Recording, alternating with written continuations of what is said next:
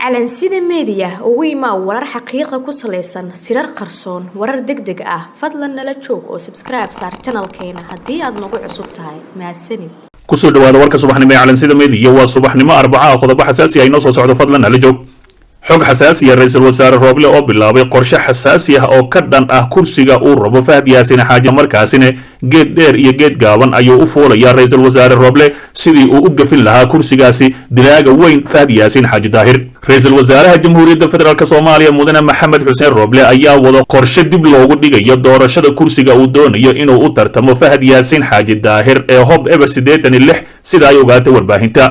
ra'iisul wasaare Roble ayaa u yeeray gudoomiyaha guddiga doorashada heer federaal Muuse Geelle Yuusuf wuxuuna ku amray in dib loo dhigo doorashada kursiga Hob Eber 86 oo la filayo inay beledweyne ka dhacdo toddobaadka soo socda Roble ayaa gudoomiyaha u sheegay in tartanka kursigaani la qaban doono marka uu dalka dib ugu soo laabto xildhibaankii ku fadhiyay ee Faarax Sheekh Cabduqaadir oo ah garabka midig ee madaxweynihii hore Soomaaliya Xasan Sheekh Maxamuud oo mar kale rabo inuu u tartamo kursigaani kaasoo hadda dalka ugu maqan xaalada caafimaad inta badan xubnaha guddiga doorashada ayaa ka hor yimid qorshaha uu wado ra'iisul wasaare Roble ee la soo marsiiyay gudoomiyaha guddiga doorashada heer federaal waxayna ku adkaysteen in doorashada kursigaani lagu qaban doono waqtigii loogu talagalay Roble oo ay horay isku qabteen Fahad Yaasin Xaaji Daahir ayaa xoogiisa isugu geynaya sidii uu kursigaani loo dhaafin lahaa dilaaga qosla Fahad Yaasin Xaaji Daahir oo hadda ah la taliyaha amniga qaranka ama ugu yaraan loo gelin lahaa tartan furan oo qof walba cadaalad loo sameeyo waxaa muuqata in qorshaha Roble ay si weyn uga hor yimaadeen xubnaha guddiga mana la garanayo tallaabada xigta ee uu qaadi doono ra'iisul wasaare Maxamed Xuseen Roble kooxda madaxweynihii hore Doohane Farmaajo oo ciidan badan geysay magaalada beledweyne ayaa qorsheynaysa inay soo saarto xildhibaano uu ka mid yahay dilaaga qosla Fahad Yaasin Xaaji Daahir oo la rumaysan yahay inuu u tartami doono gudoomiye ku-xigeenka koowaad ee baarlamaanka federaalka Soomaaliya maadaama la dhaafsiiyay mashiinkii weynaa ee mudday isla markaasina gebi ahaanba loo diiday in uu ka dhoofo magaalada Muqdisho una dhoofo magaalada Baraawe dhinaca kale shaki iyo isku day afgambi oo ka dhacay Jabuuti iyo Geelle oo tallaabo qaaday wararka aan ka helayno dalka Jabuuti ayaa sheegaya in xukuumadda Ismaaciil Cumar Geelle saacadihii la soo dhaafay xabsi guri ka dhigtay taliyaha ciidamada booliiska iyo militariga dalkaasi taliyayaashani ayaa waxaa looga shakiyay qorshe ka dhan ah madaxweyne Geelle isla markaasina ay doonayeen in awood ciidan xukunka uga wareejiyaan madaxweynaha muddada dheer dalkaasi maamulayay General Sakariya Sheekh Ibrahim oo ah taliyaha ciidamada militariga Jabuuti iyo Cornel Cabdullaahi Faarax oo ah taliyaha booliiska dalkaasi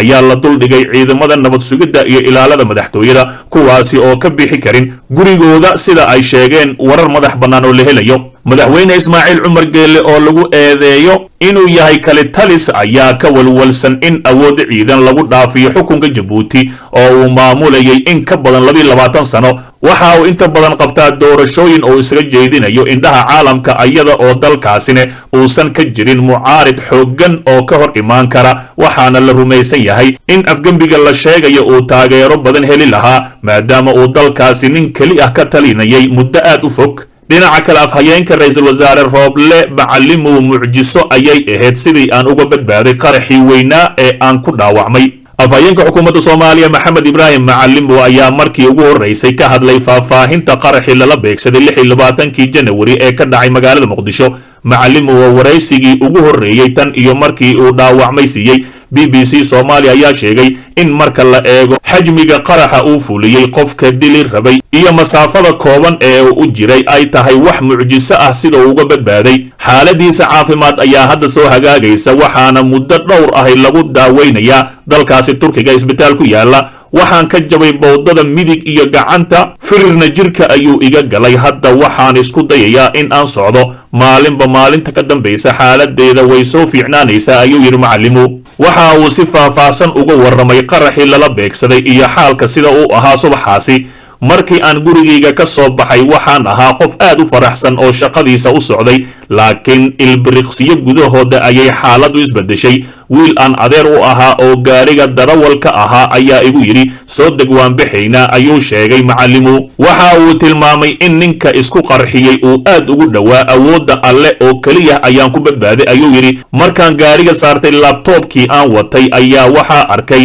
xariga kabta oo iga furan anigoo xiranaya ayaa waxa arkay qof isa soo maqiiqaya oo meel aan fogeyn soo cararaya. waxaan xusuustaa in albaabka gaariga qaybtiisa dambe aan ku riixay oo aan jug ku siiyey, laakiin xoog iyo xeelad qofkaa looga baxsan karay ma jirin ee awoodda alle ayaa i badbaadisay ayuu hadalkiisa raaciyey. waxa uu sheegay in markii uu qaraxa dhacay kadib ay niyadiisa u sheegtay in ugu yaraan qayb ka mid ahi jirkiisa uu ka go'an yahay. weriyahan oo hore uga tirsanaa b b c da ayaa sheegay in kastoo uu qaraxyo iyo weeraro badan kula kulmay muqdisho, haddana uu rabo in uu ku laabto caasimadda soomaaliya si uu ugu shaqeeyo ummadda soomaaliyeed. fadlan dib u daaw wararkeenii hore ee calansida media. xog xasaasiya madaxweynaha galmudug axmed cabdi kaariyo qoorqoor oo dhabarjibin xooggan ku sameeyey mucaaradka kadib markii uu meel isugu keenay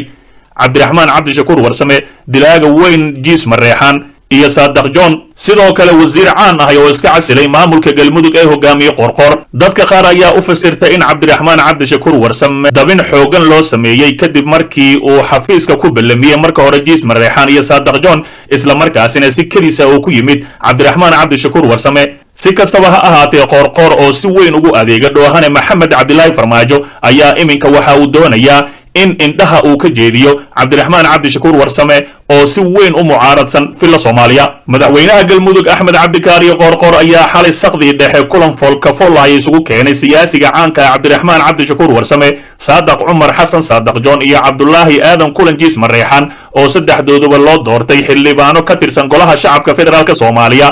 qoorqoor labada kale waa u ballamiyey, cabdiraxmaan cabdishakuur warsamena uma sheegin in ay xafiiska joogaan. hase ahaatee si kedis oo khayaano ku jirta ayuu ku keenay. kulanka oo ahaa mid xasaasi ah ayaa ujeedkiisu waxa uu ahaa iscafin sida ay shaacisay madaxtooyada galmudug oo qoraal kooban ay ka soo saartay. sidoo kale qoorqoor ayaa kula dardaarmay saddexdaani xubnood inay ka shaqeeyaan horumarka dalka, gaar ahaan inay si dhab ah baarlamaanka ugu matalaan maamulka galmudug. madaxtooyada ayaa sida tan lagu soo qoray madaxweynaha galmudug mudan axmed cabdikaariyo qoorqoor ayaa kulan ujeedkiisu ahaa iscafin iyo dardaaran la qaatay xubno ka mid ahay xildhibaanada la doortay oo ay ka mid ahaayeen hogaamiyaha xisbiga wadajir xildhibaan cabdiraxmaan cabdishakuur warsame, xildhibaan cabdulaahi aadan kulan jiis mareexaan iyo xildhibaan saadaq cumar xasan oo dhammaantoodba ku guulaystay doorashada xildhibaanada baarlamaanka federaalk soomaaliya ee dhowaan ka dhacday magaalada dhuusamareeb ee caasimada maamulka galmudug. ayaa lagu yidhi qoraalka madaxtooyada galmudug. cabdiraxmaan cabdishakuur warsame oo siyaasi mucaarad ahi ayaa waxaa cadaawad dhinac walba ahi kala dhexaysaa labadaani nin oo ka mid ah kooxda sida weyn ula shaqayso madaxweynaha wakhtigiisu dhammaaday ee dhoohane maxamed cabdilaahi farmaajo. saadaq john ayaa lagu xasuustaa weerarkii lagu qaaday hoyga cabdiraxmaan cabdishakuur warsame oo lagu dilay qaar ka mid ah ilaaladiisa, isaguna lagu dhaawacay kadibna la xiray ama xabsiga la dhigay isaga oo mar dambe la sii daayey. dhankiisa cabdulaahi kulan jiis mareexan ayaa ka mid ahay saraakiisha sarsare ee uu siyaasigani u hayay takanaha, wuxuuna ka mid yahay saraakiisha ee aadka ugu dhowdhowhane maxamed cabdilaahi farmaajo iyo dilaaga qusla fahad yaasin xaaji daahar, islamarkaasina ah ninka ay sida weyn ugu shaqaystaan. si kastaba saddexdaani xubnood oo lagu wada doortay dhuusamareeb kuna cusub golaha shacabka ayaa ku biiray baarlamaanka 11aad ee dalka soomaaliya, kaasi oo soo dooran doona madaxweynaha cusub ee dalka imaan doona. dhinaca kale wasiir ka tirsan maamulka galmudug oo iscasilay iyo xaalad kacsanaan ahi oo ka jirta halkaasi. wasiirka qorshaynta maamulka galmudug cabdinaasir geele cilmi ayaa galabta ku dhawaaqay inuu iska casilay xilka uu hayay. madaxda galmudug kama aysan hadlin iyadoo arrimaha doorashooyinka ay salka ku hayso iscasilaadiisa. geele ayaa jufa ahaan waxay isxigaan cali yar cali, waxaana kursiga hob 147 uu ka mid ahaa musharaxiinta kursigaasi u taagnaa. ciidamo ku beel ah ayaa la sheegay cabdinaasir geelle inay ka soo dhaqaaqeen deegaanka bohol, lamana oga ujeedkooda. cabdinaasir ayaa yidhi bismillah, waxaan maanta u gudbiyey madaxweynaha galmudug warqadii aan iskaga casilayay xilka wasiirka wasaaradda qorshaynta horumarinta dhaqaalaha iyo iskaashiga caalamiga ah ee galmudug. waxaan gadaal ka soo faahfaahin doonaa sababta keentay iscasilaadayda oo aan ku faahfaahin doono shir jaraa'id, ayuu yidhi. waxaan si guud ugu mahad celinayaa dhammaan hay-adaha dowladda galmudug iyo shacabkeeda. sidoo kale waxaan si gaar ahi ugu mahad celinayaa howlwadeennada wasaaradda qorshaynta horumarinta dhaqaalaha iyo iskaashiga caalamiga ah sida hagar la'aanta ahi ay ila shaqeeyeen, ayuu yidhi ninkani cali jeeb ku jira ayuu qaraabo la yahay cali jeeb ku jirana waa loo diiday inuu yimaado maamulka galmudug hase ahaatee sidaasi ayuu isku casilayaa dhinaca kale maxay ka wada hadleen Rooble iyo wakiilada beesha caalamka ra'iisul wasaaraha Soomaaliya mudane Maxamed Xuseen Rooble ayaa maanta kulan xasaasi ah oo ku saabsan doorashada la yeeshay wakiilada beesha caalamka ee C6+ kulanka ayaa waxaa diiradda lagu saaray qodobo dhowr ah oo quseeya dhamaystirka daahfurnaanta iyo amniga doorashada dalka xilli ay muddo kooban ka harsan tahay muddadii loo qabtay dhamaystirka doorashada golaha shacabka ra'iisul wasaare Rooble ayaa wakiilada beesha caalamka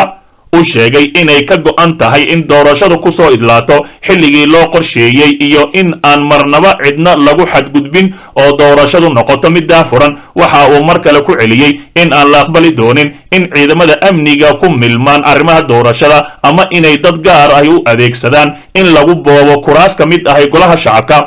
ra'iisul wasaaraha ayaa ku booriyay ciidamada qaybahooda kala duwan inay ku ekaadaan kaalintooda sugidda amniga iyo gudashada waajibaadka dastuuriga ahi ugu dambeyntii waxa uu carabka ku adkeeyay in ay lagama maarmaan tahay in la xoojiyo qoondada haweenka Soomaaliyeed 30% taas oo hadda gaarsiisan 21%. kulanka ayaa imaanaya xilli ay beesha caalamka cadaadis xooggan ku saarayso xukuumadda in la dedejiyo doorashada gaar ahaan midka golaha shacabka federaalka Soomaaliya oo horey loogu cayimay in lagu soo gabagabeeyo 25 bishaani